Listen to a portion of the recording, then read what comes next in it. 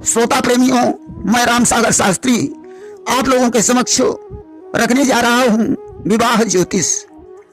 देखिए, गुणों की संख्या 3 है, सत, रज और तम। राशियां 12 हैं, प्रत्येक राशि में 3 गुण होते हैं, इसलिए इनकी संख्या 36 है। 18 से कम गुण हीन गुण माने जाते हैं। अष्टकूटों से गुण प्राप्त होते हैं। वर्ण का 1 गुण, वत्स के 2 गुण, तारा के 3 गुण, योनि के 4 गुण, ग्रह मैत्री के 5 गुण, गण के 6 गुण, वकूट के 7 गुण और नाड़ी के 8 गुण होते हैं। परस्पर कार्य क्षमता हेतु वर्ण, परस्पर प्रीति संबंध हेतु वत्स, परस्पर एक दूसरे को समझने की शक्ति हेतु तारा, परस्पर दिमागी संबंध संतुलन विवेक हेतु योनि, परस्पर प्रकृति स्वभाव हेतु ग्रह मैत्री, परस्पर अभिरुचि हेतु गण, परस्पर दैनिक जीवनचर्या अंकन व्यवहार हेतु वकूट तथा शारीरिक संबंध तथा संतति हेतु नाड़ी कूट का सहयोग रहता है। प्रीति संबंध हेतु 3 सूत्र और मिलाए जाते हैं, वर्ग, हंसक तत्व, युंजा। इनके कोई गुण नहीं प्राप्त होते हैं। राशियों के संबंध 6 प्रकार के होते हैं। प्रथम सप्तम, 2 द्वादश, तृतीय एकादश, चतुर्थ दशम, पंचम नवम और खडाष्टक। इनमें 2 द्वादश दोष होने पर वर कन्या दरिद्र रहते हैं।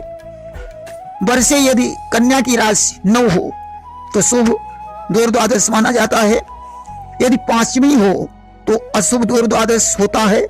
इसी प्रकार खडाष्टक मृत्यु कारक होता है, परंतु यदि मेष, वृश्चिक, मकर, मिथुन, कन्या, कुंभ, तुला, वृष, सिंह, मीन, धन, कर्क में वर या कन्या की राशियों का संबंध हो तो वृद्धि खडाष्टक होता है, यह शुभ माना जाता है।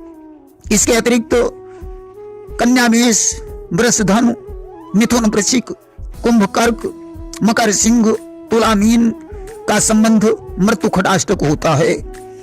इसी प्रकार वर से कन्या की राशि 12 शुभ और 2 अशुभ मानी जाती है।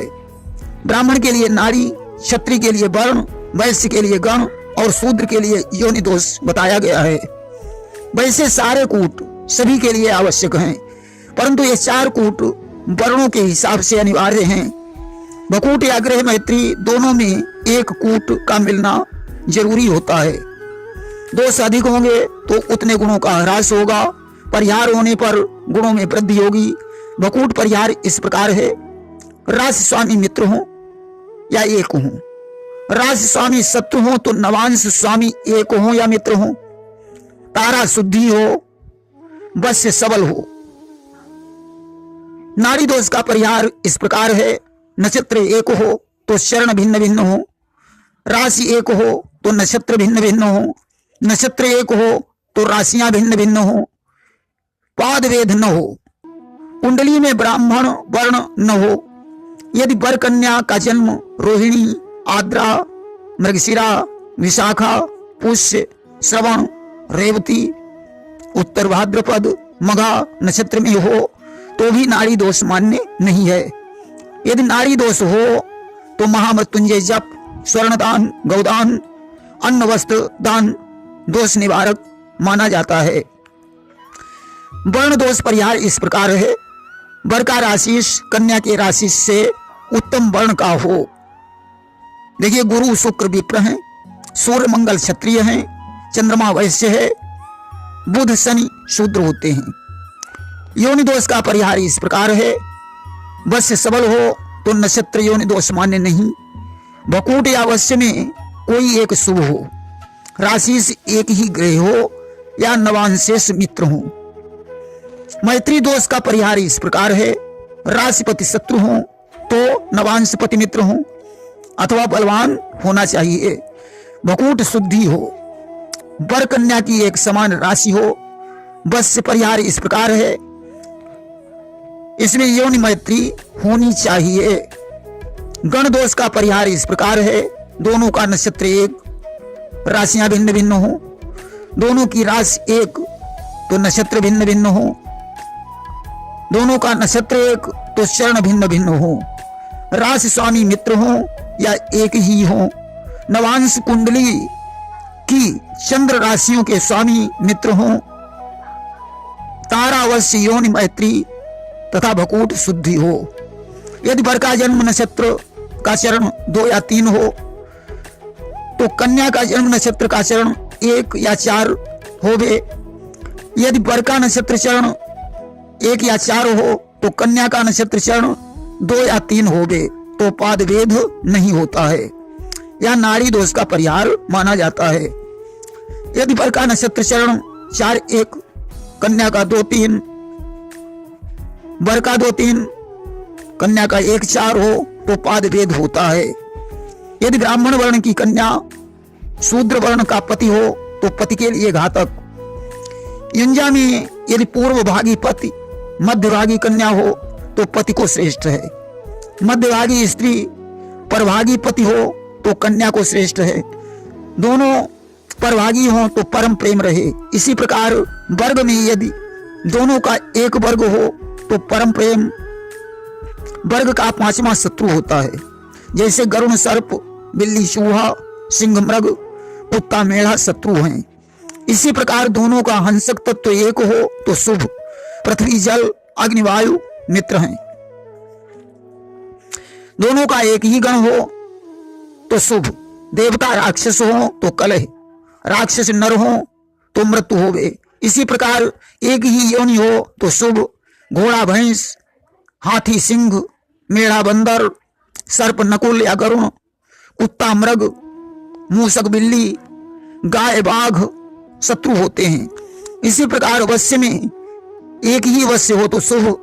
चतुष्पद वंचर, जलचर कीट, वंचर जलचर भी निर्वाह योग्य हैं। यदि दोनों की एक नाड़ी हो तो अशुभ माना जाता है। यदि दोनों की आदि नाड़ी हो तो पति को घातक, मध्य नाड़ी हो तो निर्धनता और संतान नाशक,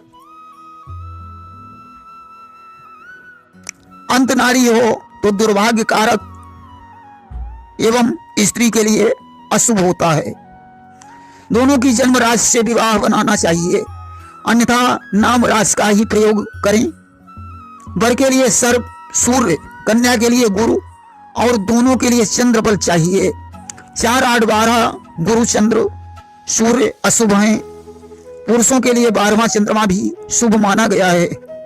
10 वर्ष से ऊपर कन्या या 12 वर्ष की कन्या का और 16 वर्ष के वर के लिए गुरु और सूर्य का दोष अनिवार्य नहीं है। तथापि ब्राह्मण कन्या और क्षत्रिय वर को विचारणीय है। चंद्रबल वैश्य को विशेष विचारणीय है। विवाह के लिए वैशाख, ज्येष्ठ, आषाढ़ मास, फाल्गुन माह शुभ तथा आगान को सामान्य माना गया है। रविवार, शनिवार, मंगलवार को अश्लेखा कृतिका नक्षत्र में द्विज, सप्तमी, द्वादशी हो तो उसमें जन्म लेने वाली कन्या विष कन्या मानी जाती है। दुष्ट कुयोग हेतु स्वर्णदान, चंद्र हेतु शंखदान, कर्ण हेतु धान्य दान, तिथि हेतु चावल दान, दिन हेतु रत्न मुद्रा का दान, नक्षत्र हेतु गोदान, नाड़ी हेतु स्वर्णदान, तारा हेतु नमक दान बताया गया है। धन, तुला, वृश्चिक लग्न दोपहर में बहरे होते हैं। यदि इनमें फेरे पड़े तो वर कन्या दरिद्र होते हैं। मिथुन, कर्क, कन्या लग्न रात में अंधे होते हैं। यदि इनमें फेरे पड़े तो संतान का मरण होता है। वृष में सिंह लग्न दिवा काल में अंधे होते हैं। यदि इनमें फेरे पड़े तो कन्या विधवा होती है। मकर, कुंभ, मीन लग्न उदय अस्त काल में कुबड़े होते हैं जो धननाशक माने जाते हैं। यदि लग्न को गुरु या लग्नेश देखे तो कोई दोष नहीं होता है। शुक्ल पक्ष का चंद्रमा 10वीं तक पूर्ण माना जाता है जो दोषकारी नहीं होता। कर्क, धनु, मीन, मेष, सिंह, वृश्चिक राशि का गुरु 4, 8, 12 भी शुभ है। इसी प्रकार कर्क या वृष अथवा मित्र राशि का चंद्र 4, 8, 12 पुरुष हेतु शुभ है, परंतु 12वां चंद्रमा स्त्री को वर्जित है। यदि सर्प, यदि सूर्य तुला, वृष, मकर, कुंभ का हो तो जप, अनुष्ठान, पूजा, गोदान, स्वर्णदान व्यवहार जनक है। बृहस्पति नवांश में शुभ माना जाता है, परंतु नीच राशि मकर और शत्रुग्रही अशुभ माना जाएगा। लग्न के समय सूर्य चंद्र गुरु का रेखा बल प्राप्त करें, 1 से 3 रेखा आए तो नेष्ट, 4 से 8 तक शुभ माना जाएगा। शास्त्र में कुछ अशुभ तिथियां बताई गई हैं। द्विज मंगल को नल का वनवास हुआ, तीज शुक्रवार को पांडवों का नाश हुआ, चौथ रविवार को विभीषण की मृत्यु हुई, पंचमी बुधवार को सीता का हरण हुआ, छठ शनिवार को लंका भंग हुई, सप्तमी सोमवार को पांडवों से युद्ध हुआ, अष्टमी गुरुवार को राजा बलि चला गया। इन तिथियों में कार्य नहीं करना चाहिए। विवाह में अनेकों कुयोगों और सुयोगों का विचार किया जाता है। होरा का विचार भी होता है, परंतु सूर्य का होरा राज सेवा के लिए तथा शुक्र का होरा प्रवास के लिए, बुध का होरा ज्ञानार्जन के लिए, सर्व कार्य सिद्धि के लिए चंद्र का होरा, द्रव्य संग्रह के लिए शनि का होरा, विवाह के लिए गुरु का होरा, युद्ध कलह विवाद के लिए मंगल का होरा श्रेष्ठ माना जाता है। प्रत्येक होरा 1 घंटे का होता है। सूर्योदय से 1 घंटे तक जो दिन होता है उसकी होरा होती है। अपने राज स्वामी ग्रह के शत्रु की होरा यात्रा विवाह युद्ध में छोड़ दी जाती है। चौघड़िया 4 घड़ी की होती है। अमृत, शर, लाभ और शुभ 4 चौघड़ियां शुभ मानी गई हैं। रविवार को तेल में फूल डालकर, गुरुवार को दूब, मंगल को मिट्टी, शुक्रवार को गोबर डालकर परिहार किया जाता है।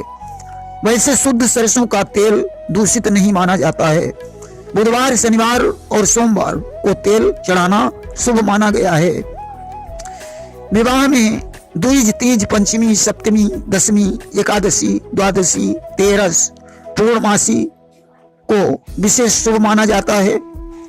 विवाह में रिक्तातिथि मंगलवार, रविवार तथा चर लग्न वर्जित है, ऐसा ज्योतिष सार में कहा गया है। अर्थात चौथ, नवमी और चौदस का निषेध माना गया है। 4 लग्नों में मेष, कर्क, तुला, मकर का निषेध माना गया है। देखिए, गर्भवती स्त्री को या नूतन विवाहिता को सन्मुख सूर्य के, सन्मुख शुक्र के और दाहिने शुक्र के यात्रा नहीं करनी चाहिए। यदि दीपावली में जाए तो दोष नहीं माना जाता है, अथवा जब चंद्रमा रेवती से लेकर कृतिका के प्रथम चरण के बीच में रहे अथवा विशेष आपत्ति हो तो जाने में दोष नहीं होता है। सामान्यतः दिन शुद्धि में सोमवार, बुधवार, गुरुवार, शुक्रवार शुभ हैं, परंतु तेल पूजन के लिए शनिवार अति शुभ माना गया है। रविवार को संगीत संबंधी कार्य किए जा सकते हैं तथा मंगलवार को साहसिक कार्य करना चाहिए। सामान्यतः तिथियों में चौथ, नवमी, चौदस का निषेध है। पूर्णिमा, उपनयन में निषेध है, बाकी ठीक है। रविवार को चौथ, द्वादशी, सोमवार षष्ठी, एकादशी, मंगलवार को पंचमी, सप्तमी, बुधवार को द्विज, तीज, अष्टमी, गुरुवार को छठ, अष्टमी, नवमी, शुक्रवार को अष्टमी, नवमी, दशमी, शनिवार को सप्तमी, नवमी, एकादशी को दग्ध विष हुतासन संज्ञक माना जाता है। इसे निषिद्ध माना जाता है, परंतु मंगलवार को तीज, अष्टमी, तेरस, बुधवार को द्विज, सप्तमी, द्वादशी, गुरुवार को पंचमी, दशमी, पूर्णमासी, शुक्रवार को परिवा, षष्ठी, एकादशी, शनिवार को चौथ, नवमी, चौदस सिद्धिदात्री मानी जाती है। चैत्र में अष्टमी, नवमी, वैशाख में द्वादशी, ज्येष्ठ में कृष्ण पक्ष की चौदस और शुक्ल पक्ष की तेरस, आषाढ़ में कृष्ण पक्ष की छठ, शुक्ल पक्ष की सप्तमी, श्रावण में द्विज, तीज, भादव में परिवा द्विज, कुंवर में दशमी, एकादशी, कार्तिक में कृष्णा पंचमी, शुक्ला चौदस, अगहन में सप्तमी, अष्टमी, पूस में चौथ पंचमी, माघ में कृष्णा पंचमी, शुक्ला छठ, फाल्गुन में कृष्णा चौथ, शुक्ला तीज, ये मास रिक्त माने जाते हैं। अमावस्या पितरों की है, तथापि द्विज, तीज, पंचमी, सप्तमी, दशमी, द्वादशी, कृष्ण पक्ष की परिवा, शुक्ल पक्ष की तेरस सामान्यतः शुभ हैं, परंतु क्षय वृद्धि की तिथियां वर्जित हैं। अश्विनी, रोहिणी, मृगशिरा, पुनर्वस, पुष्य, उत्तरा फाल्गुनी, हस्त, चित्रा, सात, अनुराधा, उत्तराखंड, श्रवण, धनिष्ठा, शतभिषा, उत्तराभाद्रपद, रेवती आदि नक्षत्र सामान्यतः शुभ हैं, परंतु विवाह में पुष्य नक्षत्र वर्जित है। खास तौर से गुरुवार को पुष्य नक्षत्र वर्जित माना जाता है। बब, बालब, कौलब, तैतिल, गर, विष्टि आदि कर्ण सामान्यतः शुभ हैं। प्रीति, आयुष्मान, सौभाग्य, शोभन, सुकर्मा, धृति, वृद्धि, ध्रुव, हर्षण, सिद्धि, बरियान, शिव, सिद्धि, साध्य, शुभ, शुक्ल, ब्रह्म आदि योग शुभ हैं, परंतु ऐन्द्र परिघ योगों का आवश्यकतानुसार प्रयोग किया जा सकता है। मेष, कर्क, तुला, मकर को छोड़कर बाकी लग्नों को शुभ माना गया है। देखिए तिथियां 5 प्रकार की हैं, नंदा, भद्रा, जया, रिक्ता और पूर्णा। इनमें परिवार छठ एकादशी को नंदा, द्विज सप्तमी द्वादशी को भद्रा, तीज अष्टमी तेरस को जया, चौथ नवमी चौदस को रिक्ता, पंचमी दसवीं पूर्णमासी को पूर्णा तथा चौथ छठ अष्टमी नवमी द्वादशी चौदस को पक्ष रुद्ध माना जाता है। अमावस्या रिक्ता या पूर्णिमा में नहीं आती है। अधिक जानकारी के लिए सुने हमारा ऑडियो पंचक संबंधी विचार, उयोग और सुयोग। प्रेम से बोलिए वृंदावन बिहारी लाल की जय।